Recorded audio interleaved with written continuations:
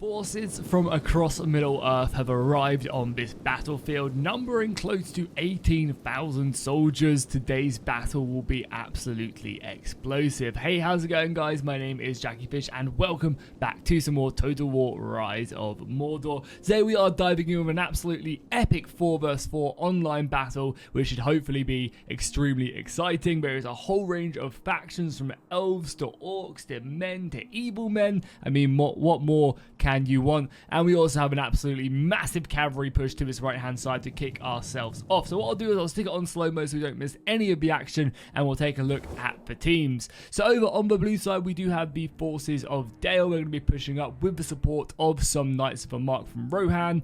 Behind that as well, they also have some Vineland Guard, which are also pushing up kind of in the rear.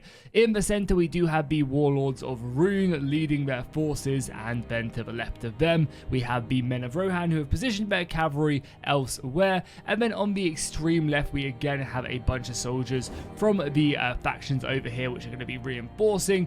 And of course we have the Blades of Laslan. These are going to be the Elkin from the Woodland realm. So a nice little overall elite force here. We have one evil faction mixed in here. Then over on the other side, who are currently defending the hill, we have the forces of Isengard. Supporting them we have the Haradrim. Then supporting them over on the far left hand side we have the Goblins of Moria. And then finally we have the Noldrin Elves of Rivendell holding down this left flank with an absolutely brutal shield wall. That's going to be a hard one to break through, but there's a lot of elite elves and they are currently shielding quite nicely for all this cavalry. And something to really note in this battle is that the red team don't really have any cavalry whatsoever, especially not enough cavalry to deal with all of this, which is currently just kind of almost overrunning the position right now. Yeah, I mean, there is a lot of elite units, and already they are starting to harass, as you can see. A nice little cavalry charge there from Rohan with some of the mustard spears. And they're just going to be smashing in against these goblins. Again, these are some of the more expensive goblin units as well. The goblin blade warriors are the upper tier of the goblin line. So a nice little charge there. They did take a bit of counterfire there from the archers. But able to take out 80 goblins is not too bad whatsoever, as the elves continue to stockpile this. And already we are starting to see a pretty interesting battlefield unfold. We kind of got two squadrons of the red team themselves. They kind of form two separate new boxes. Obviously they're not quite in a new box, but they kind of split themselves down the middle and are defending off 2 vs 2. And it'll be interesting to see if the blue team can take advantage of this, because it's always a really good strategy just to kind of almost ignore this and just head straight to that right flank as quickly as possible, as the carrying crows do start to circle the cavalry of Dale over on this side. And they are basically just going to be enveloping this force. There is going to be no retreat for the red team whatsoever. And they're going to have to basically stand their ground.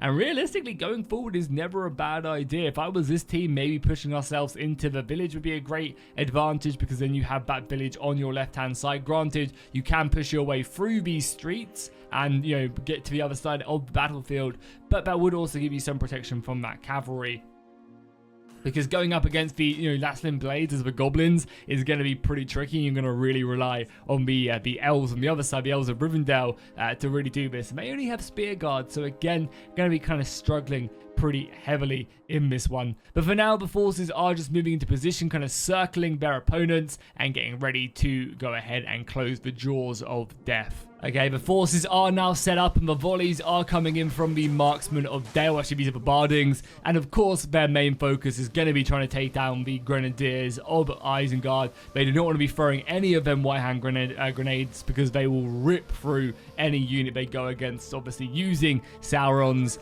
black powder, obviously in coordination with Saruman. So avoiding that is going to be a big thing, and that's why they're kind of nestled in heavily into the Uruk-hai infantry to absorb some of that. We are getting some archers being pushed up on this right-hand side as well. Some of the garrison of the Hornburg being hammered from the left, but they do have shields to protect themselves. Oh, and cavalry moving in. Are we going to get a full-on charge here, or just they're very close? They need to be careful here, because the cavalry are coming in from the Serpent Guard. Obviously, the Serpent Guard are extremely outmatched here. and will quite quickly get enveloped. However, it does then allow these guys to then reinforce. The rest of the red team can quickly transition infantry here very quickly, as we're seeing plenty of cavalry now going in. But yeah, look at that, infantry pouring out of the back ranks, and you really needed to kind of wait a little bit longer, I think, to do this. You wanted to do a coordinated strike where they were all engaging with the infantry for front lines, and this would have been way more effective. But being able to get infantry stuck into this is going to be very bad for the blue team's cavalry, because that will slowly grind down, and cavalry do always lose fights against infantry if it's prolonged combat. And you can already start to see some of the cavalry is pulling out. But this is deadly. Yeah, this is a real unfortunate thing to be happening, because they are just being enveloped. Even with the cavalry coming in, again, this is going to be a nice charge there into the back of this extremely elite unit of Black Numenorians for Harad. That cavalry charge, is not going to do enough damage. I mean, it does do some decent damage. 10 kills on these guys. This is very good. But, you can see the rest of the cavalry is going to be losing. And as I was saying, you really need all of these fights to be going off so that they couldn't do this, so that you're putting so much pressure on. You need these guys to be wrapping around at the same time. All of these soldiers to be pouring in for this to be a thing. Oh, we also got a charge here from the trolls. Oh, no. The blue team is definitely making some risky maneuvers. And now the trolls from the goblins able to start swinging them mallets with spikes on. And yeah, the garrison of Hornburg, you may have been able to fend off the Urukai, but I'm not quite sure about the trolls.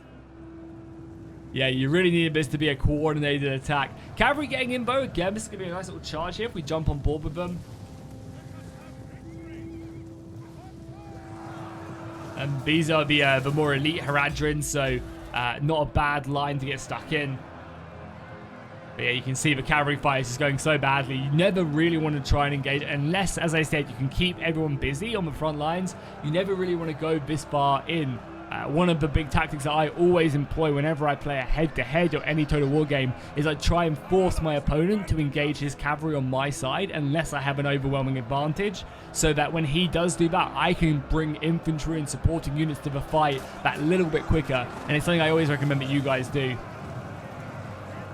in your battles as well, because if you can force the enemy to engage, behind your battle lines, for example, like here, then you can just see how easy it is to then push your units in there, whereas they have to go all the way around. They have to worry about you sending units to stop them. It's just a really effective tool. And right now, the rest of the blue team need to engage, because this fight is not going to go in their favor, because as soon as all this cavalry is ripped apart, they're going to be in a rough situation. We do have the front lines though, and we do have some of the Loke Rim Macemen engaging, which are always a good frontline unit. Some Warlords of Rune in there as well, and you can actually see off in the distance some of the grenades being thrown as well.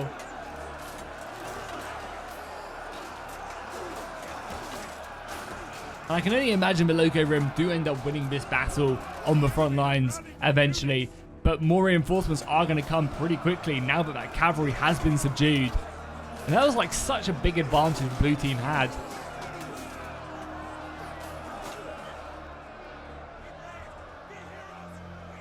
The archers are continuingly, I think, trying to go after these guys. Yeah, and they probably are getting kind of close into killing them now.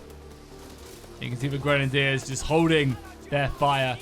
Yeah, this is not bad though, honestly, because a lot of the ammunition is being wasted. Yes, the grenadiers are being taken down, and now the White Hand Stormers are coming back to kind of reinforce that. But that is basically the entire missile line to kill half a unit of grenadiers. So again, probably not worth it in the long run whatsoever. The trolls been wait, did the trolls get defeated or did they pull back? Wait, where are the trolls? Let me speed up the camera again. Did they pull back? Sorry, I'm so confused. There's trolls here. There's only like 4 dead trolls though, so they must be somewhere around here.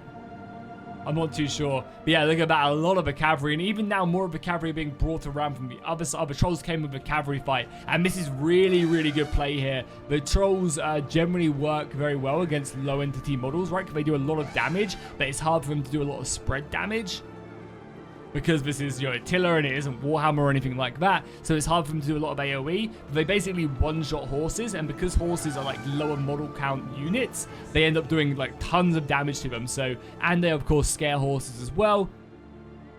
So they do really, really well. But the Haradrim, you know, bringing that higher quality infantry are now breaking through this front line and are doing a nice move. So even though that cavalry fight was just catastrophic, they've been able to really, I guess, take the focus away, bring the shock infantry away, and now they are quite easily wrapping up this flank.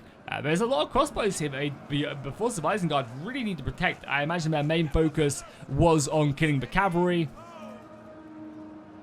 But now they need to turn and they need to start, you know, firing shots at this infantry because a lot of the Loke Rim are, you know, above half strength, and that is really, really good. And soon enough, they are going to be flying in onto this battle line. They need to try and get this cavalry back and again try and push it. I mean, for the most part, it's actually crazy.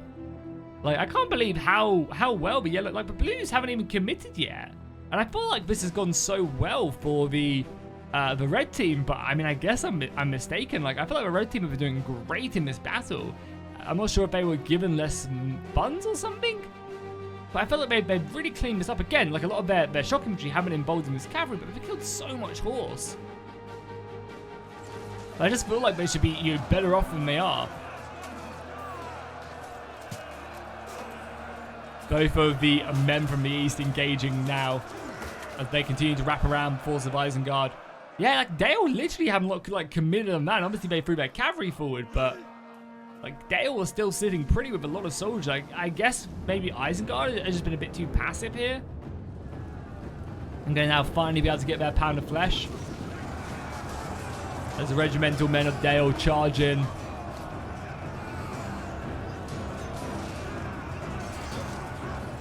But yeah, I was definitely you know, thinking that these guys up on this hill were, you know, they're sitting very, very strong, able to do serious damage and, you know, not really take too much, but that flank is buckling.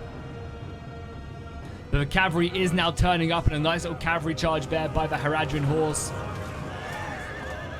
The Serpent Guard able to get in on the Loke Rim archers, but having to pull out just because of the sheer weight of infantry.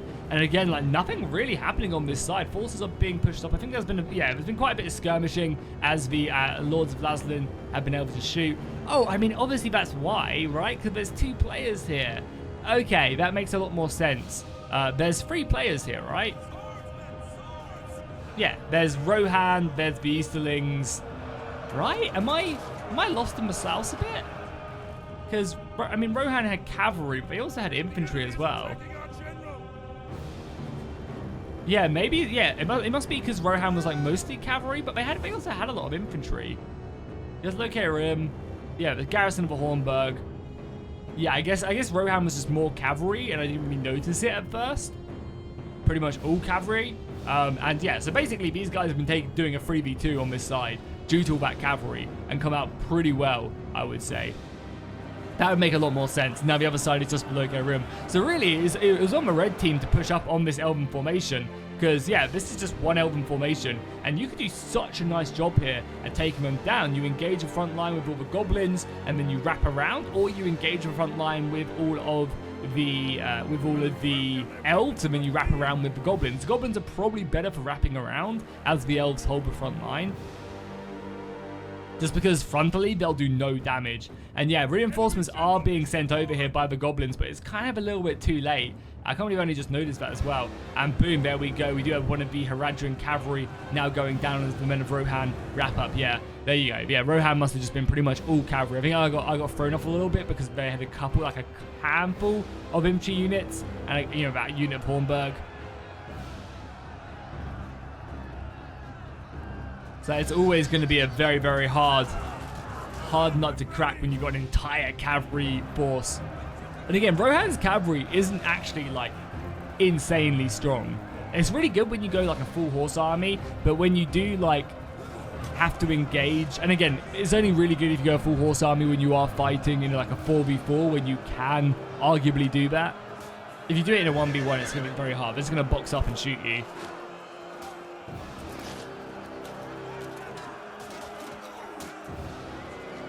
But like 1v1, there's a lot of cavalry that will beat the men of Rohan. The Servants of the Eye, for example, the elite cavalry for Mordor are more than a match. This is looking pretty rough. Even with the reinforcements being sent over, it's kind of, as I said, a little bit too late. And now Isengard are being surrounded on this hill. And yeah, the elves are just sitting back, chilling right now.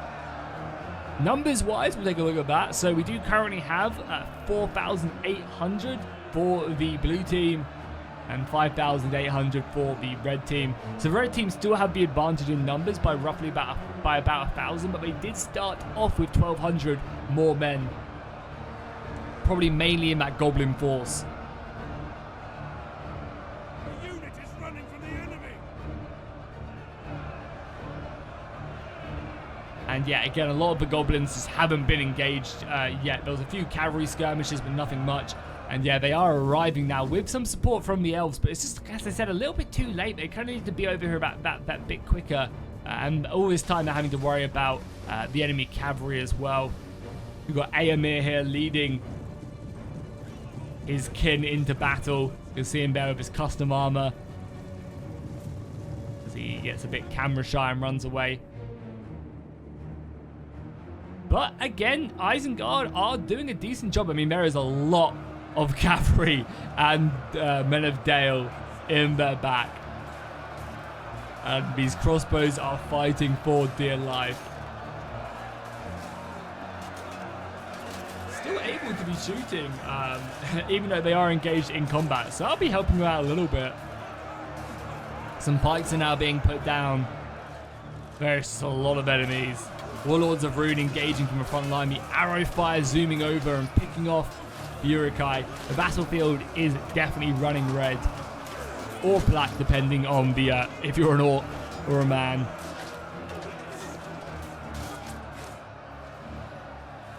Yeah, some of the elves firing some shots, but again, they just need soldiers. They just need men and orcs and goblins over here to reinforce this line, because yeah, it's just a chance of them being overrun right now.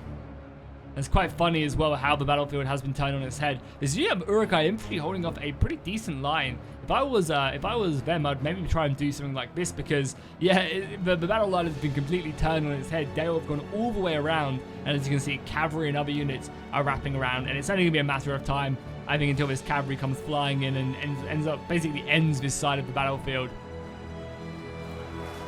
We finally do have some of the goblins. But again, they are fighting ultra elite infantry. Oh, these poor goblins. These are the elite ones, right? These are are these the Goblin King ones? No, Hive Chieftain Guard, yeah.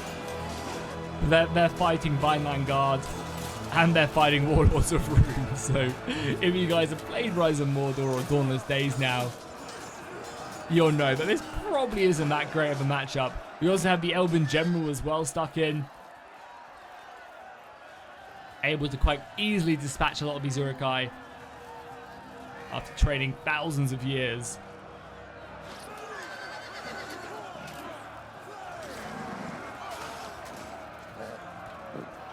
And some of the Banes of the Steppe as well.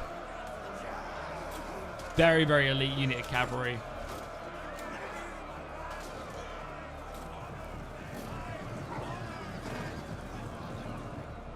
Able to clean that up, and again, there's just like nothing happening here. Again, I would just like bring this entire army. Screw the elves. Like, they're at this point, you're gonna really just want to dive in here and get them. But I guess at this point, like, this force holding here is keeping back an entire army and some Loco-Rim halberds as well. So you know, maybe this force can come in and relieve them. I just don't really see it happening at this point. A lot of arrow fire is going on the Elkin Rider, so if they can maybe snipe the general, that'll be a big morale debuff to the Woodland realm. But everything is just being thrown in. The Elves of Rivendell, supported by the Goblins of Moria, and I think the general is about to go down if he's not already been taken down. Yeah, he's down to 2 soldiers, so I think the Elkin Rider unit has now been slain. Some of the Bardings as well, also fully engaged.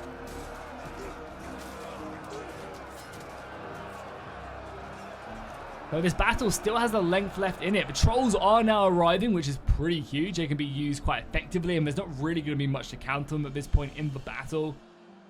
But yeah, as you can see, like, yeah, this is just gonna devolve into just a straight skirmish. I just cannot see the red team coming out on top. A nice charge there by the trolls.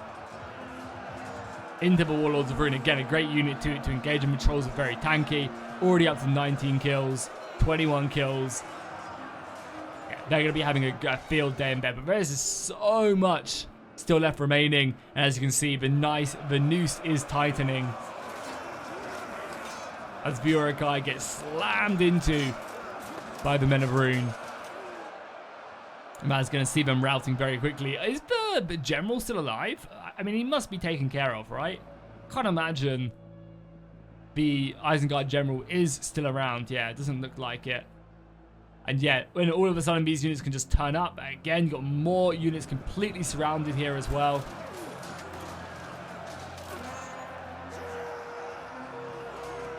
And even with these extra soldiers coming to the fight, yeah, I don't see it. But maybe the trolls can really turn the tide. 50 kills on them already. Not a single troll has gone down quite yet. Generals are breaking. And as you can see, like Loke Rim are now breaking as well. There's going to be a good counter envelopment here as well onto the Men of Ruin. And these are elves, so they're pretty decent. And all this time, everybody over there is just having a field party. Like, this is straight up elven fashion, right? This is... You know, the elves have arrived to battle. You know, Frangel's doing a few things, but he doesn't want to sacrifice the men of his army. And it's like, you guys just sit here, okay? You could probably take on this force and envelop it. You know, a nice little mix of goblins and elves. It probably isn't going to be too hard, but you know, you guys take 5. You guys just hang out. We'll let everybody else die, and then we'll move in and see what happens. A nice little move here by the cavalry. Able to get into the back of these elven archers. The trolls are still running riot though. Up to 81 kills now. They have started to lose soldiers now though. Able to take out 2, 3 Riders of Rohan. And yeah, I mean, the Men of Isengard somehow are still holding, and it's pretty insane. Again, I guess a lot of Dale is just these watchpost sentries, which aren't, you know, like elite infantry. But even still, that's like really impressive. Isengard have been fighting tooth and nail. But I think their time is now up. And yeah, we're going to be seeing, obviously, these units now wrapping around. As soon as that last unit of Berserkers is done, I think the Berserkers are unbreakable, so they can't die. We're going to see all of this turning around. And yeah, again, more soldiers like trickling in. Cavalry roaming around. Nice charge there by Rohan. 300 kills on the Knights of Erling. Very nice indeed, and they're going to try and form themselves up that little bit extra. These units are exhausted though. Again, that could be a big play, and you can see a lot of the morale here are running very low, so quite easily we could see a big mass rout here by the blue team, the blue and yellow team.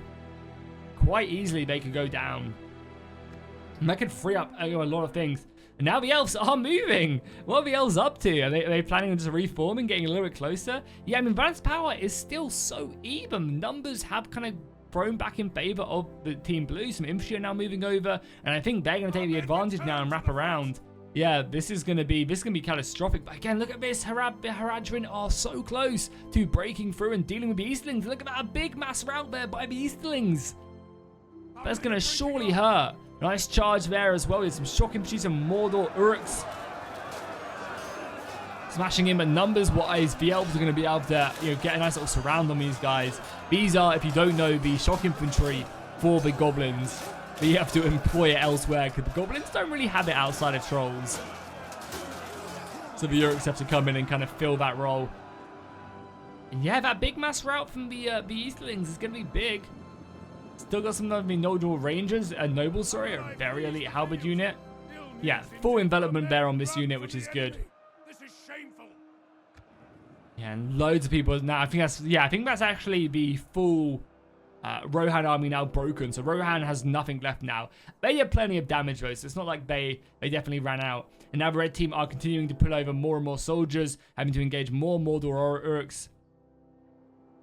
And yeah, it's just like piecemeal. I don't really know why the players aren't either committing here or just like sitting highly back and just like filtering units. Because now more of these guys come in. Like, this will be the perfect time to then close the trap off here. Because like, why would you not kind of come in here? This is such a small army now. You easily engage it.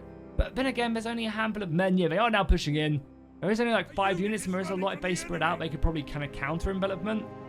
And yeah, I mean, the red team are still holding, able to go ahead and claim up this right-hand side. So them slow reserves coming in quite nicely. Bane of a step up to 263 kills now. But the Elves able to surround the Mordor Uruks and break them.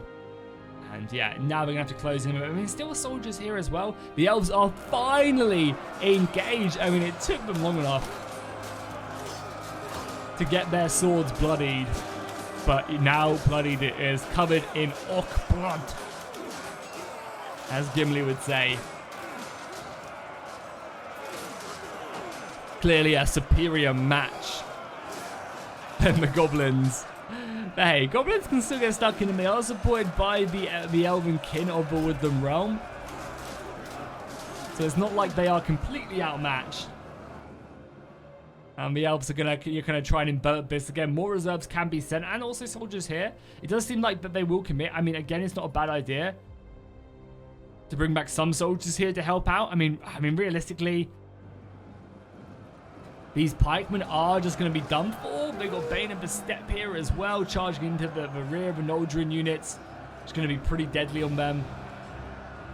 This unit of Noldrin nobles also is probably gonna die. Though they are just fighting watchpost sentries, so not really being very cautious of the Warlords of Rune, who can come in at any time and just looking to overrun these guys.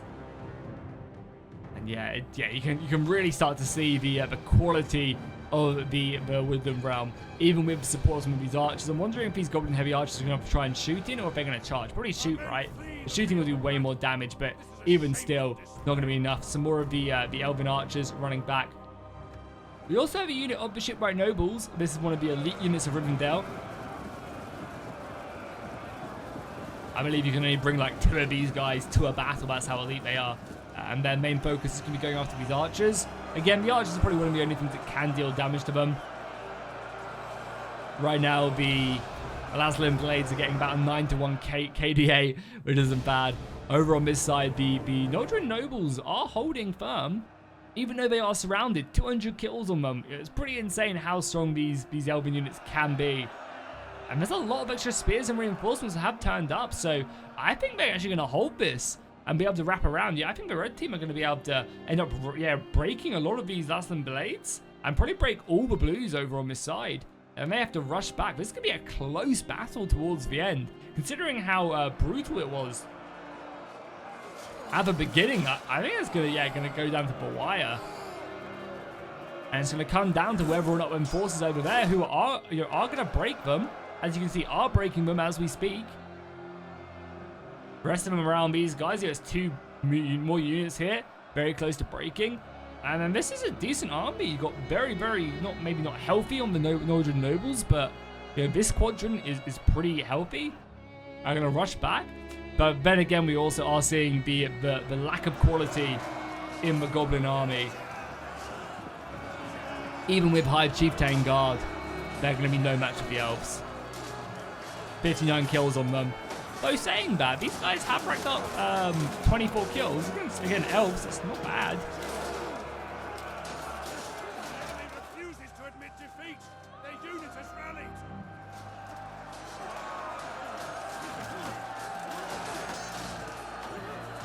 The pikes and the Eastlings as well reinforcing. Yeah, this could be a close battle. The game does seem to think that the red team do have a bit of an advantage right now. The number advantage has been completely cut down though. Only about 400 soldiers left in it.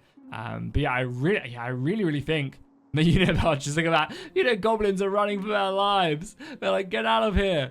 As the Elves continue to lace. That's a good exchange right now. I'd rather have one of my units of archers running away if it means they don't get theirs.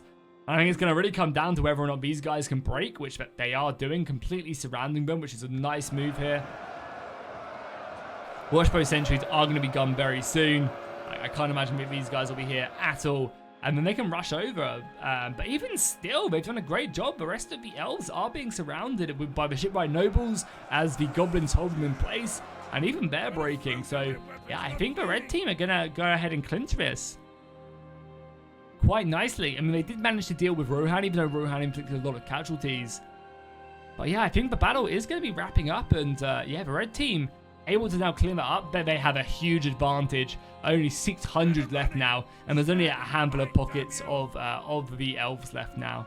Okay, and here we have the last remnants. Reinforcements didn't even need to come over. They actually were able to defeat the elves by themselves, which is pretty impressive. They got a valiant defeat. And it's always nice when people who do send in these replays do actually lose a battle, because sometimes it can be a bit deceiving that whoever sends it in did well. And yeah, it's always nice to get one where that team did actually end up losing. So I am interested to see, Rohan, them 2 units of Hornburg garrison and infantry really threw me off.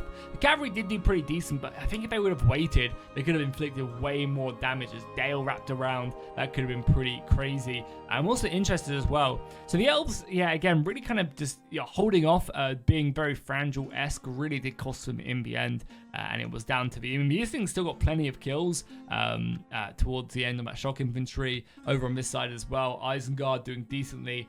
The Grenadiers, unfortunately, not able to rack up the kills. And then you can see the rest of them right over there. So if you guys enjoyed this battle, make sure you go ahead and drop a like and a comment down below. And I'll see you guys in the next one.